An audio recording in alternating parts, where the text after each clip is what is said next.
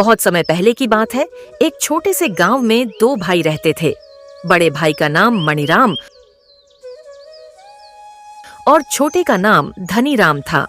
धनीराम की पत्नी शिला पिछले कई दिनों से बीमार थी। गांव के हर वैद्य से इलाज कराया गया, लेकिन कोई फायदा नहीं हुआ। धनीराम, जो गांव के जमींदार के घर काम करता था, अपनी पत्नी की देखभाल अपने बड़े भाई मणिराम और भाभी गायत्री के भरोसे छोड़कर जमींदार के घर चला गया। शिला की तबीयत दिन ब दिन बिगड़ती जा रही थी। एक रात गायत्री ने अपनी असंतुष्टि जाहिर करते हुए मणिराम से कहा, अब तो मैं इस कलमुही से तंग आ गई हूँ। पता नहीं कब इससे पीछा छूटेगा। भाग्यवान, ये तुम क्या कह रही हो? वो बेचारी इतनी बीमार है। ये हमारा फर्ज है कि हम उसकी देखभाल करें। फर्ज? हम क्या उसके नौकर हैं? या तो वह यहाँ रहेगी या मैं अभी जाकर उसे घर से निकाल देती हूँ। गायत्री ने शिला को घर से निकाल दिया। शिला ने रोते हुए हाथ जोड़कर कहा, दीदी, मुझे मत निकालो। मेरा इस दुनिया में कोई नहीं है। मैं कहाँ जाऊंगी? कहीं भी जा, मर जा, लेकिन इस घर में तुझे नहीं रख सकती। शिला के पास कोई विकल्प नहीं था। वह घर छोड़कर निकल गई।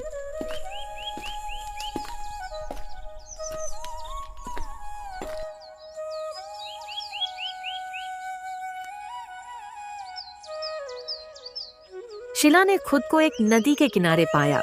उसके मन में विचार आया,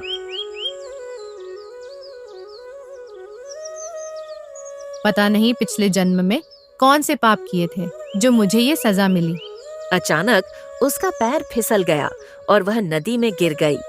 उसी समय जंगल में रहने वाले साधु महाराज और उनकी पत्नी सावित्री पानी लेने आए।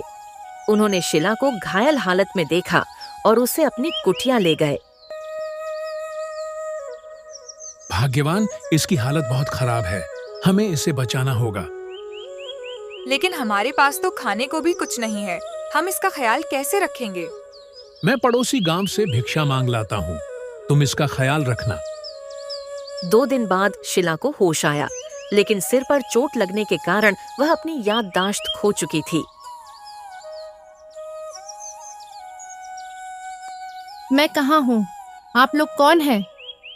बेटी, तुम हमारे पास सुरक्षित हो। शिला उन्हें अपने माता पिता समझने लगी।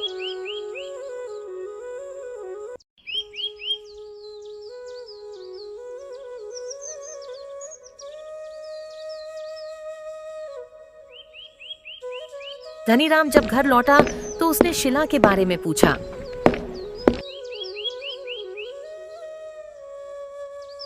भाभी, शिला कहाँ है?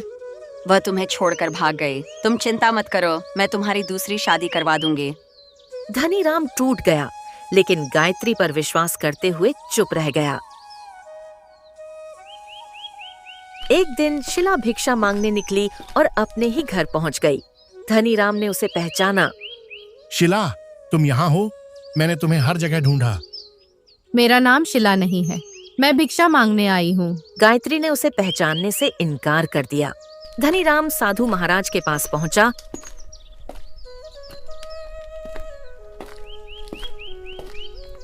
और सच जानकर भावुक हो गया। साधु महाराज, मेरी पत्नी मुझे नहीं पहचान रही। क्या वह मुझे कभी याद करेगी? अगर तुम्हारा प्रेम सच्चा है तो भगवान तुम्हें जरूर मिलाएंगे।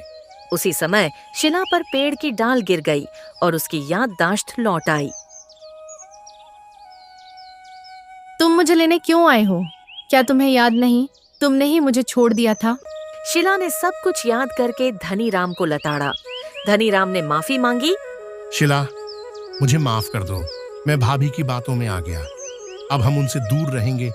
साधु महाराज और उनकी पत्नी को शिला ने अपने माता पिता की तरह अपनाया। बेटी, यह तुम्हारे अच्छे कर्मों का फल है। जाओ, अपने जीवन की नई शुरुआत करो। धनीराम और शिला ने साधु महाराज और सावित्री को अपने साथ रखा और सभी ने खुशी खुशी जीवन बिताया। यदि हमारी वीडियो ने आपका दिल जीता हो तो चैनल को लाइक करें, सब्सक्राइब करें और अपनी कीमती राय एक प्यारे से कमेंट के रूप में हमारे साथ साझा करें। आपका प्यार और समर्थन हमें प्रेरित करता है कि हम आपके लिए और भी शानदार कंटेंट लाते रहें।